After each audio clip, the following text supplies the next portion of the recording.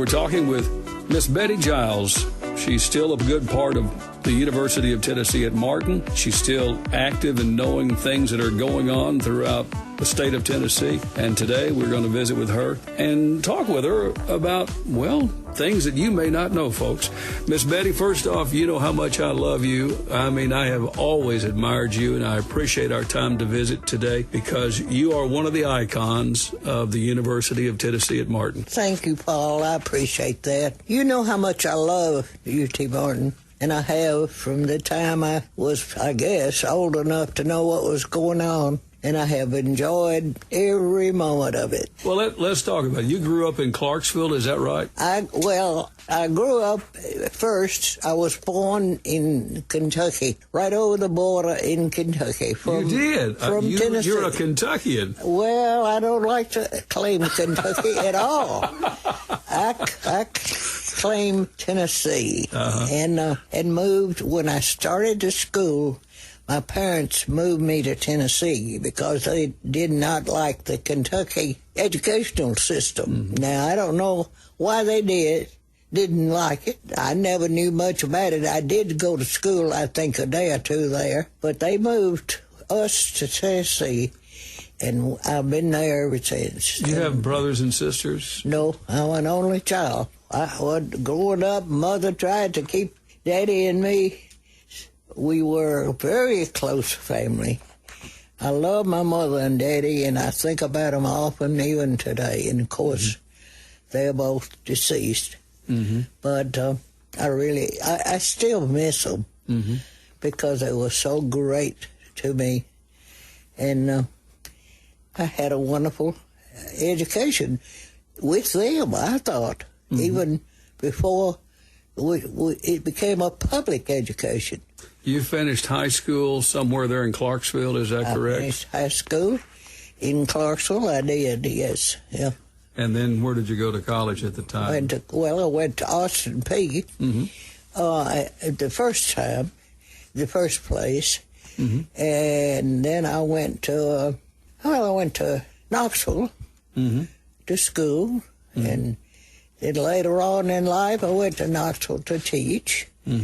And came back, and gosh, I don't know, I've traveled around over Tennessee, being involved. I've enjoyed every minute of it. It's my understanding that there were not a lot of sports programs for women. Oh, heavens, no. It was really quite pitiful as far as we women were concerned.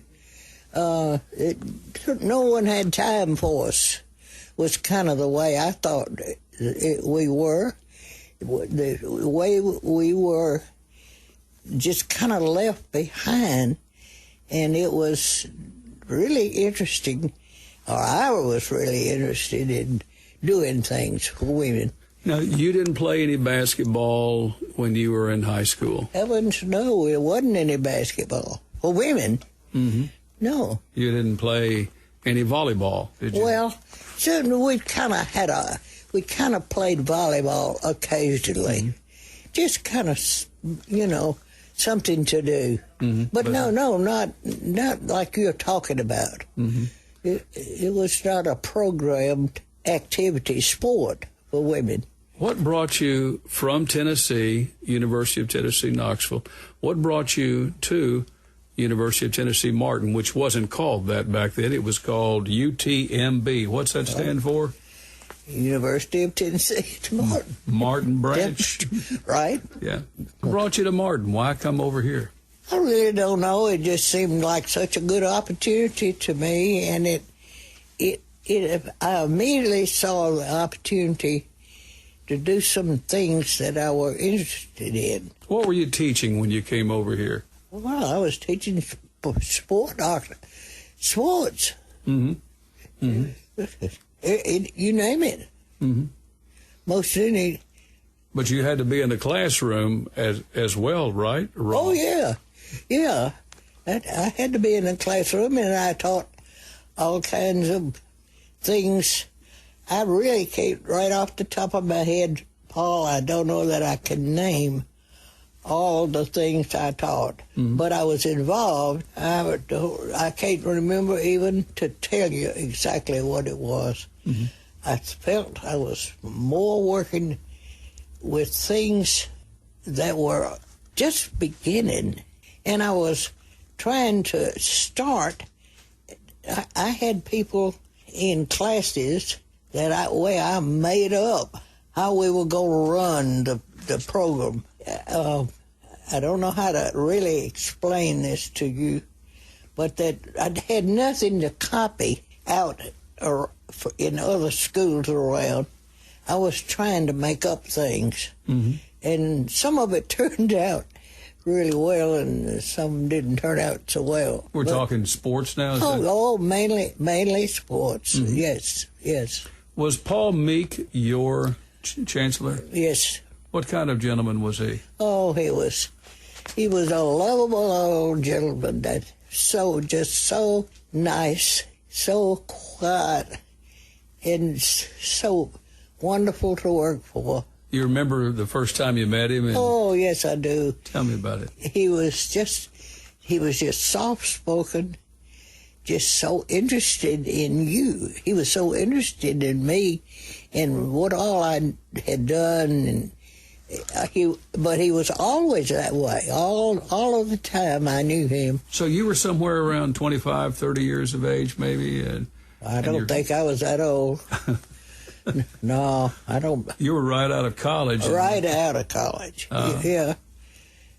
I think I was probably 24 or 5, 20-something. This campus at the University of Tennessee at Martin was much different then than what it is today. Oh, yeah, for sure. But still somewhat of the same atmosphere, I feel. And you and two of your colleagues, or maybe more, you kind of stepped out and said, we've got to get women involved in sports and other opportunities. I admit, I think I did.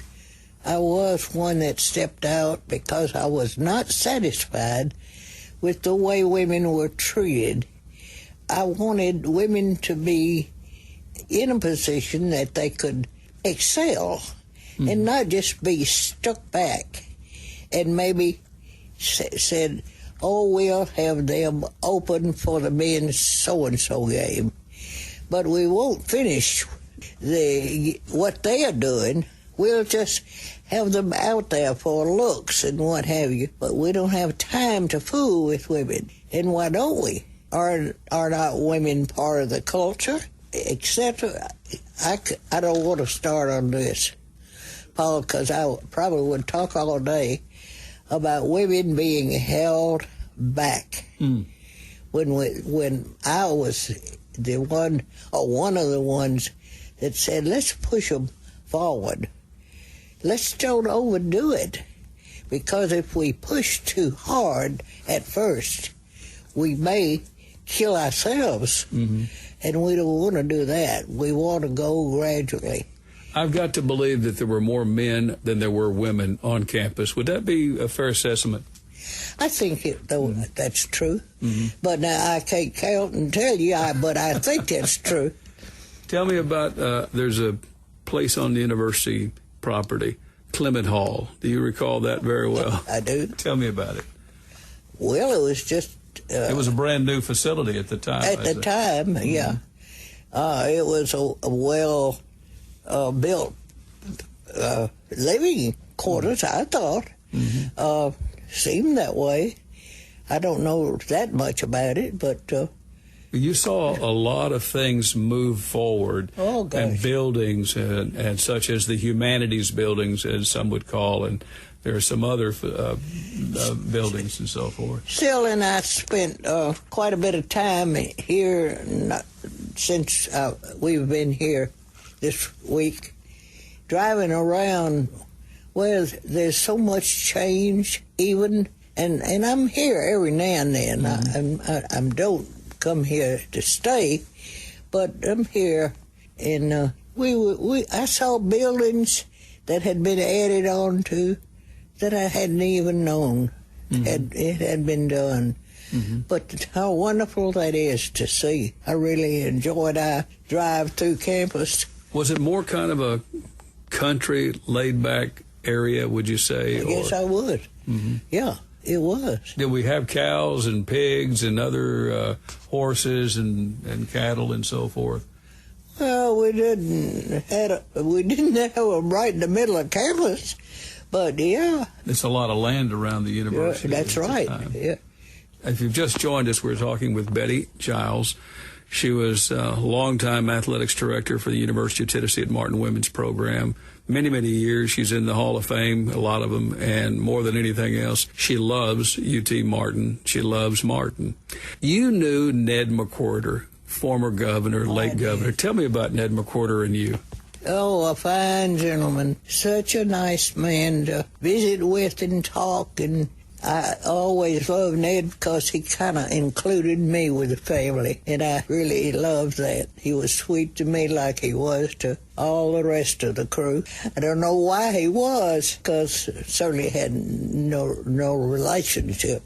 You got to meet pretty much anybody that came on campus. Yes. You got to meet all of these people. I did back then, yeah. Did you go to any of the concerts? Gosh, yeah. I went to everything, I think. I didn't miss many things. Did you hear the Letterman when they came over here, and Kenny Rogers in the first edition and those? I don't believe I missed a program that was on this campus, and enjoyed them all. And there were times when I missed eating. I would finish what I was doing at school late in the afternoon. I would run home, sometimes hopefully change clothes, go back to some program. I thoroughly enjoyed these programs. I don't think I missed any. Did you get to see Barry Manilow when he was on this campus? I don't think. You know, he's he's in his 80s now. No, I didn't know that, but I know he's old. But you know, there have been so many people. Alex Haley, who's been on this campus. You remember that visit? I do. And you've seen so many people that have come and gone. And this campus has grown exponentially here through your tenure. It certainly has. It has grown, and it's still growing, and that makes me so proud. I'm just really proud of what is still going on. The organization that I see right now, kind of the people that are running things that I admire. I may be incorrect, but it appears as though most of the people that you have worked with, there's still a few, I think, still maybe here on this campus because they loved it and wanted to stay here. But for all practical reasons, I believe, most of the people have kind of cycled out and retired or moved on. Right, certainly. Gosh, you remember we're getting on up there in age. I'm not working here now. Do you know how old I am, Paul? You told me earlier. I don't know that I want to say it. You did. You want me to say it? Yes. I'm 96 years old. What's your birthday? January the 11th. So you just had my 96th birthday. Right. Yeah. Do you feel it? Oh, gosh, yeah. Yeah, I've got some problems. Hip problems and knee problems. You said some of the things about yourself, and they kind of things like I have. I got a shoulder that doesn't like me at all. That blame shoulder. I don't know. You think it has something to do with volleyball? I don't know. I don't know how it got like it is, but it just hates me. Tell me about Pat Head Summit. Oh, Pat Head Summit. I love Pat. It's so funny because I've been back in my room, just kind of not sleeping, just kind of laying there thinking. And over here in this closet right here is, I think, one of Pat's uniforms. And I have got so much of Pat, and she left me things like her jacket and so forth. And Pat Pat was a wonder. Mm-hmm. I don't know how she managed to be as good as she was with everything she did and how much she loved people. She was a people person, I tell you. And although she was dealing, I feel like, with the public in every way, she still was a country girl and loved people, loved country folk and everything about it. Do you remember the first time she came into your office? Oh, gosh. I mean, you obviously knew that this young lady could do something.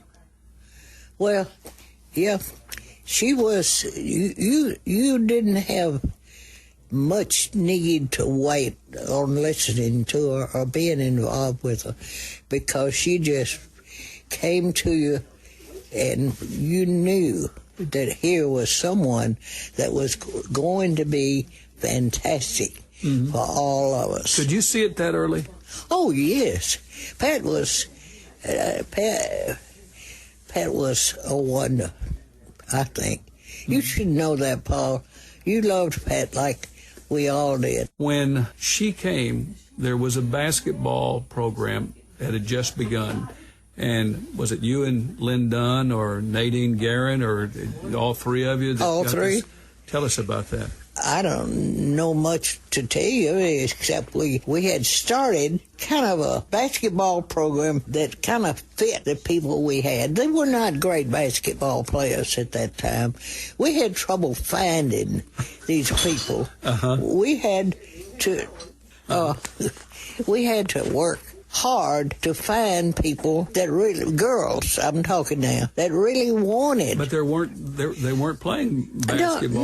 No. Okay. And we had to work with them to see if they wanted to become a part of this. Yes. And we didn't have to work much because everybody was ready. Mm-hmm. It didn't take a whole lot of quizzing and begging and what have you. They were ready to go, ready to roll. We had we did a lot of work. We worked. A friend of yours, Dennis Suter, he was involved in women's baskofball and so forth. Was he a referee or was he a clock keeper? What did he do? He was an official, and he traveled with us. He worked with us. I don't know what we would have done in the early days without Dennis Suter. He deserves all kinds of medals for how he worked without pay. A lot of times I had to work hard to get him paid. I'll pay him sometimes myself because it wasn't organized so that he was normally worked into the rotation of players.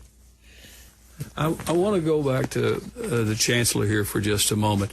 Did you have a favorite chancellor? I mean, you've worked with some of the very best, from Charles Smith to Nick Dunnigan. I mean, there's been a list of, but the good news is there have been a long list.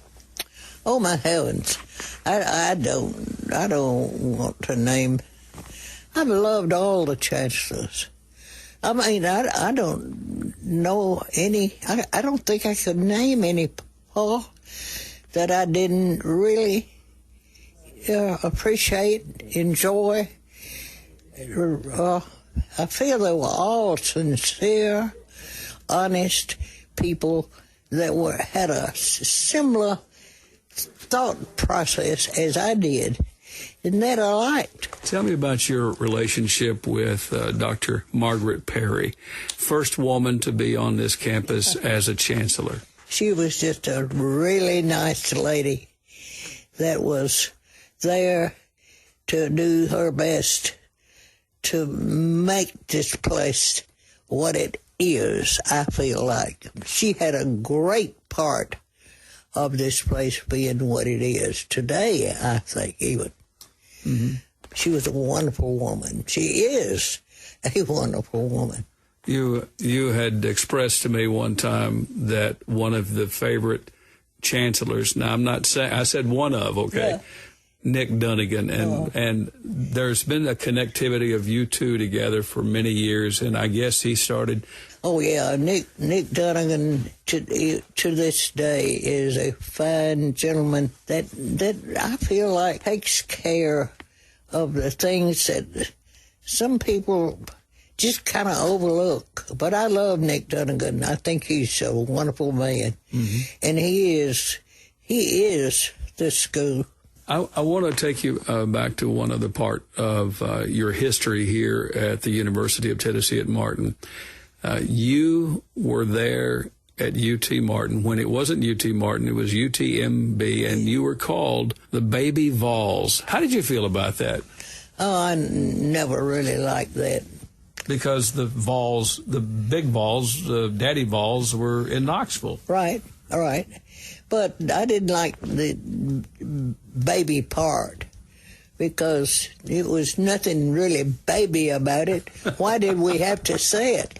You know, it bored me. I worked hard to stop the baby. All right. Tell me what sports you actually played in your life. Oh, I didn't play anything, but you know, I played around with everything. Tennis, I love. Tennis, I guess, would be my number one sport. But I remember my age, and I was too old to be a basketball player, or probably a volleyball player. But I participated in everything. We organized, a lot of we women got together, and we sometimes found a time that we put our team on the floor to play some of the regular teams. We were not all that good, but we certainly enjoyed trying. Tell me about longtime educator Seal Grassfetter. Oh. And you folks have known each other for many, many years. She's been a helper to you, and you've been a helper to her. Well, she's just a fine lady. I don't know where she got all her dignity and everything. Well, she grew up in Union City. You know. Oh, is that it? Are you trying to say Union City educated her?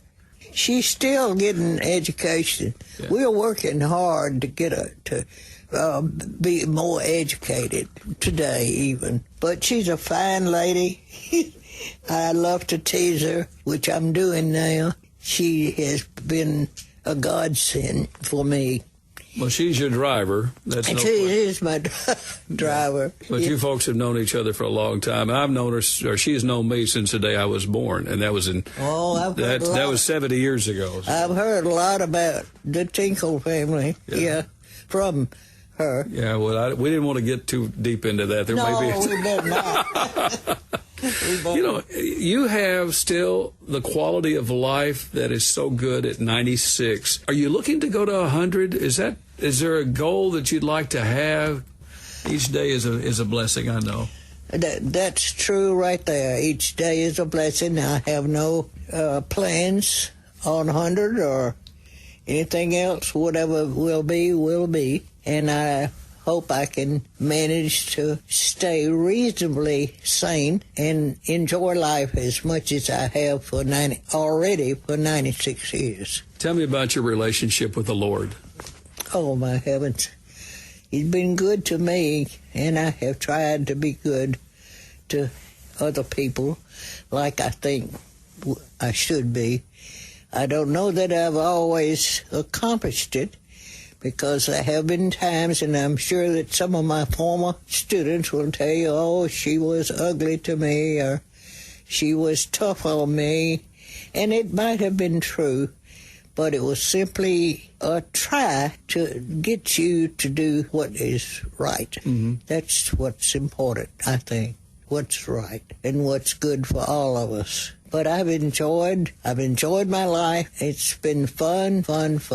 Someday you're going to have a funeral, okay? Yeah. Have you figured that out yet? You're a great planner. You look ahead. Have you got all of that worked out now at age 96? Well, I have a grave, if that's what you mean. My body will go between my mother and father in a cemetery in Clarksville, Tennessee. And that's about as far as I've gone. I know they're there waiting on me now, and probably be glad to have me come. And I still love them just like I did the day I guess I was born. But certainly I did all my life because they were good to me. They were wonderful parents. They taught me everything I knew during the first, 4 or 5 years. They taught me everything I knew.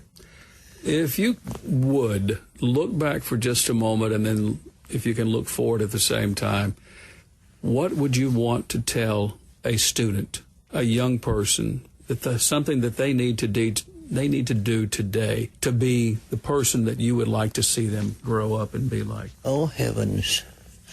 I'm not sure I'm good at answering that question, Paul. I think they just have to grow up in their home with their parents and grandparents, I should say, because I think there's a lot of grandparents involved in educating children nowadays, particularly. But I think they just need to learn to be good, to be sincere, to be nice to everybody they meet, and they deserve to be known as children that are worthy of a good home and a good education. There has been hundreds, thousands of people that have graduated from this university, and you have been at many, many opportunities when there were graduation here on this campus. And you've looked out, because I know you've seen all of the faces through the years.